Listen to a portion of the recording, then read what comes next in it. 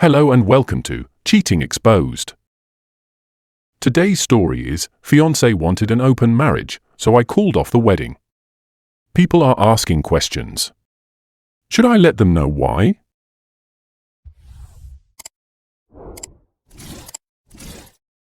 Two weeks ago, we were 2 weeks away from getting married.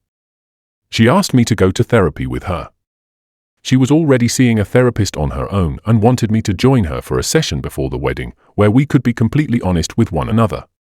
That sounded a little weird to me. I thought we were already completely honest with each other. After all, we were getting married in 2 weeks, right? Also, she was super protective about her therapy sessions and never really talked about them. I had never met her therapist. So, to be invited there all of a sudden seemed a little out of place to me. The day comes, and I go. But out of self-preservation, I had my phone open and recording audio. My fiancé was already there. I had to wait 20 minutes before I was invited in. The therapist greeted me and shook my hand. We had some small talk. She then told me, "You are not at all the way your fiancé described you." I think she was trying to compliment me. Then she looked at my fiancé and said, "This may be harder than we thought." That absolutely weirded me out. But I'm a calm and collected person, so I didn't react. I just kept that dumb smile on my face, the one we all have in awkward situations. Then the therapist started talking. She gave a small speech I don't care to repeat. My fiancé took my hand as the therapist told me, "We live in a modern world, and your fiancé wants you both to have a non-conventional marriage moving forward." I smiled, unsure what the hell that meant. In my mind, I was thinking she wanted to talk about how she wouldn't be a slave to her husband, wouldn't sacrifice her career, etc. You know, modern woman, girl power, and all that. Nope. She was actually talking about how, once we got married, she wanted to be free to sleep with other men. The other kind of non-traditional marriage. I forgot, it's 2018. But she loves me a lot and would not be comfortable with me having the same benefits. Because she would be too heartbroken knowing that I find other women attractive and that one of them could steal me from her. So, I let them finish talking. They were very fluent and grew more confident as they spoke, probably empowered by my lack of reaction and the fact that I wasn't saying anything. This was definitely something they had rehearsed. I then asked the therapist if she was licensed. Judging by her reaction, that was not the first thing she expected to come out of my mouth. She said yes. So, I told her to explain to my fiancé why we would not be getting married anymore and why we would no longer be a couple, starting immediately. I wished them good luck and left the office. Now, I want to report the therapist. I'm not sure if I should report her to the clinic or if there's a board that supervises therapists. I don't think they're planning an attempt to corner me was professional conduct, and I want her to face consequences for her misconduct. That session did not sit well with me. To be clear, there would have been no positive outcome from this talk my fiancé and the therapist had with me. Even if she wanted a completely open marriage, where I could also sleep with other women, the outcome would have been the same. That's not a marriage, that's a sham. It also dawns on me that she might have cheated on me. Now that I have this clarity of mind, certain things don't match up. So, I was a fool anyway. I listened to the recording, and I still can't believe what was said. Anyway, I called off the wedding. I am a very easygoing guy. There are no fights with me because I don't seek them. There are no conflicts or enemies because my life is guided by principle and common sense. That might have given my ex the impression that I'd be easy to walk over, like a doormat. But she was an idiot for thinking that. Having listened to the recording a few times, I'm confident the therapist recognized that I'm not how my fiancé must have described me in their sessions. Hence this may be harder than we thought. Now that the wedding is off, people are starting to ask questions I'm not comfortable answering. How do I navigate this sea? I'm sure my ex is doing damage control, but I have the recording. And if she goes too far off the path, I won't hesitate to let people know what she really wanted us to talk about. But my parents and family also want answers, and I'm not sure what BS to tell them. I don't want them to think I'm an idiot for letting my ex get to this point, where she was so confident that she straight up told me she wanted to sleep with other men. She's also blowing up my phone, my best friend's phone, and my brother's phone. We can work on this. I didn't understand what they were telling me in the therapy session. I'll do anything to fix this. It was the therapist's idea. I was against it. Last cry of a dying siren. All her pleas fall on deaf ears, and I'm the owner of said ears. We were also in the process of getting a loan to buy a house, but I cancelled everything. I've basically erased any ties we had, financially or otherwise. Her latest excuse is that, in therapy, she opened up about her insecurities regarding our sexual history. I had considerably more partners than her, and the therapist came up with the idea that we should level the field. Regardless of whether that's true, that therapist is getting reported once I figure out where and how to do it. This post is mostly a rant, but I'd also like to know, how would you handle the questions from friends and family? My ex is definitely doing her own damage control, and I don't want this to turn into a he said she said situation. I have the recording, and I'm wondering if I should send it to the interested parties. My ex doesn't know I have the recording. Update. I'm at work, and I just got confirmation that the journal has been returned to my ex. I sent it early this morning using the courier service our office works with, and she had to sign for it, as some of you suggested. I came to the conclusion that reading it wouldn't help. She never took ownership of this whole situation anyway. Jokes aside, it's been an interesting 2 weeks since my initial post. Last Monday, I talked to a lawyer at work about the therapist situation. He looked at me like I was making it up and even asked if this was a prank. So, I offered to play the recording. "Damn right," was his response. We talked again the next day after he had listened to the whole thing. He pointed out something I hadn't fully noticed before. Throughout the recording, the therapist kept saying, "We think, we want, we talked about, we decided." Not once did she say, "Your ex wanted me to talk to you," or "Your ex wants you to know." It was always a "we this, we that." Then, he asked me the big question, what's my endgame? Do I want to sue? He didn't think I personally had a strong case, and I agreed. I never intended to sue. My goal was to report her and let the appropriate institutions deal with it. So, we decided to write 2 letters, one addressed to the clinic she works at. One for the APA, we checked, and she is accredited. By Wednesday, word had spread a bit at work. A few more people knew about the situation, including one of our case researchers. She dug into the therapist's background, checking online reviews and even tracking down 2 of her former patients through social media. Turns out, this therapist didn't have the best reputation.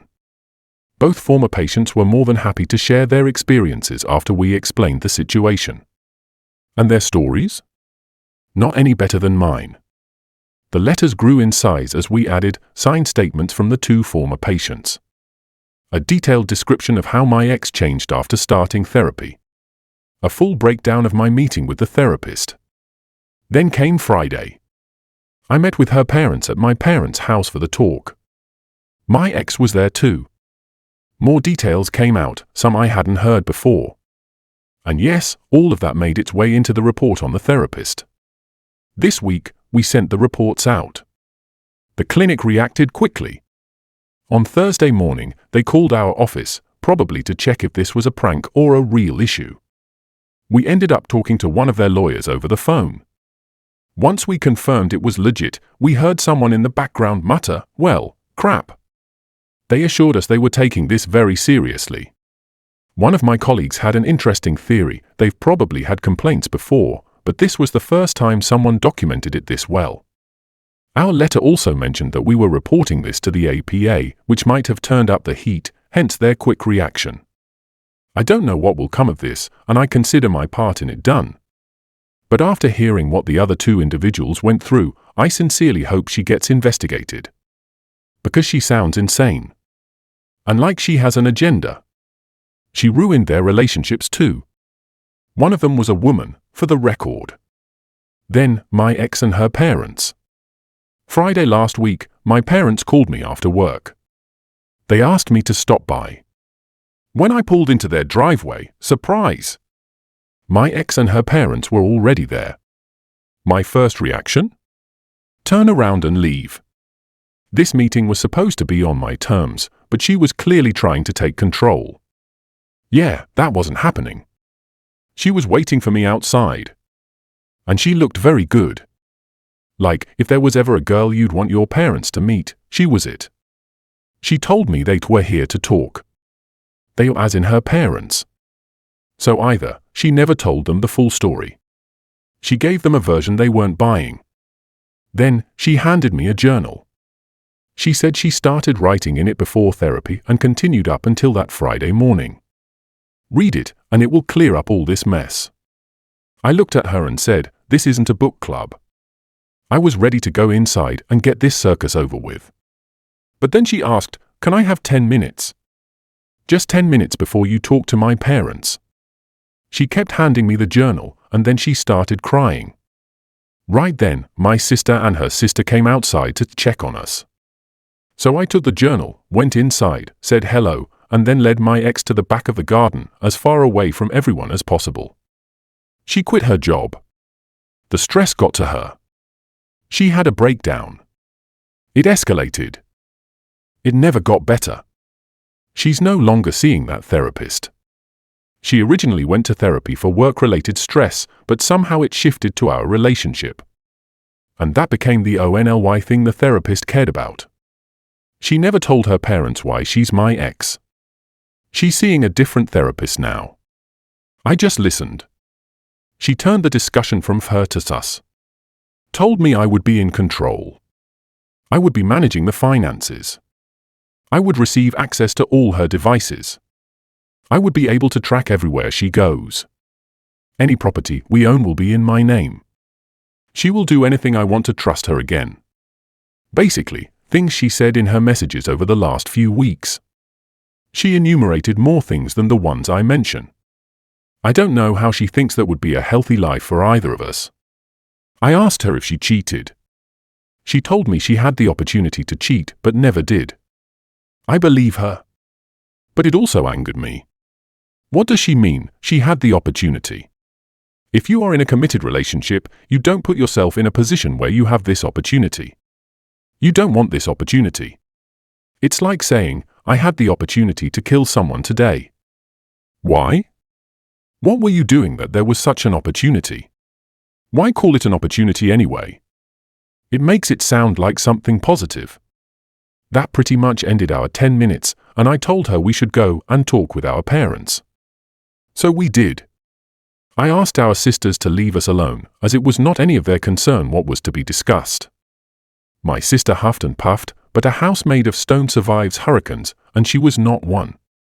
Well, I talked and explained what happened, how the therapy session went, and my resolve. I didn't mention I had a recording because I never had to.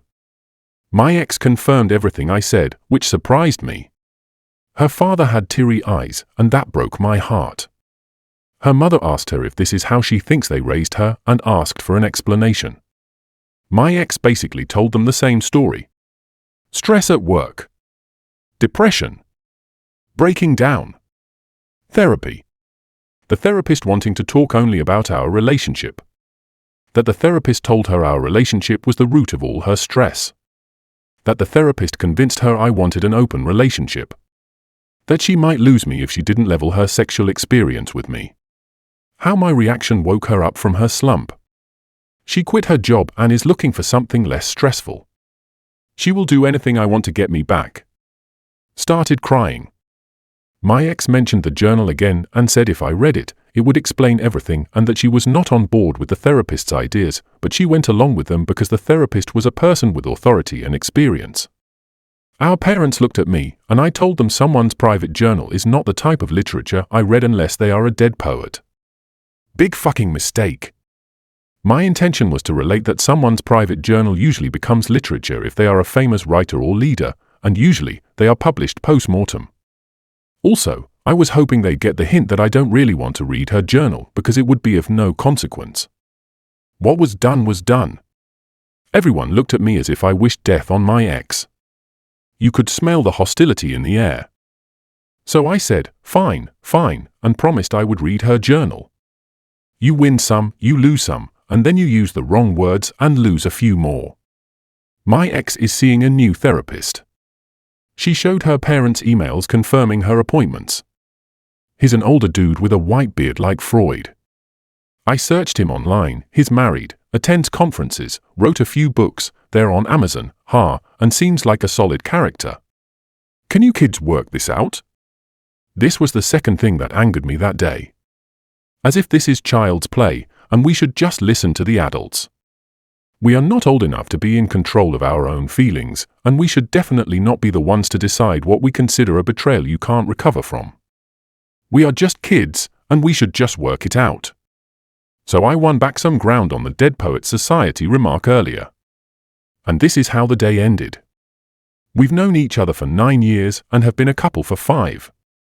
Even if there are legitimate reasons behind her behavior, how do you go back to being the same? This wasn't even a reset. My way of thinking about my ex has fundamentally changed. She became a stranger I know a lot about. Sure, I still find her attractive. Very attractive. The way she looked last Friday was amazing, no denying that. But it was also calculated, I'm not going to lie to myself. Hair done the way I like it, dress that I bought for her, the shoes I like the most, a hint of the perfume I gifted her, etc. The journal is on my nightstand. I haven't read it, and I probably never will. I did look through it to see if it was indeed a year old, and it is. The way the page is folded, the ink is clearly older on the first pages, and you can see it progressing through the entries. The pen she used was attached to the journal, and I tested it, it looks like the same ink. And the ink level in the pen is consistent with how much I assume it has been used over the last year. It is not a fake. Everything about it is consistent with a year's worth of wear and tear. I don't see what good reading it would do. A tool to play with one's mind? Well, not really. I don't think a year ago, when she started writing it, she intended to use it as manipulation. If what she told me is right, her new therapist suggested sharing the journal with me. As for how I'm handling people who are too curious about why the wedding is off, we had a huge difference of opinion that we could not find a solution to. More or less. But if her sister finds out why, and this is more than likely because her sister is very close to their mother, everyone will find out the real reason. Our parents want us to meet again next week. They told me to read the journal, and maybe that would help. Maybe we can work on it. Start again, fresh, since we have so much history. She will get treatment, she will get better, she still is the same woman I fell in love with, but she is not well right now. They can tell I still love her, or else I wouldn't be so theatrical, their words, not mine. I don't think I will meet them next Friday. But, damn! She did look amazing. I would like to thank the community for the support and help. It was enough to help me put together a plan of action regarding the therapist. Thank you to those who provided resources and information about what to do. Well, folks, that's all. Thank you all for listening. Please like, comment, and share the video if you enjoyed it. Also, subscribe to the channel and hit the bell icon so you will be notified when we upload the next video. Take care.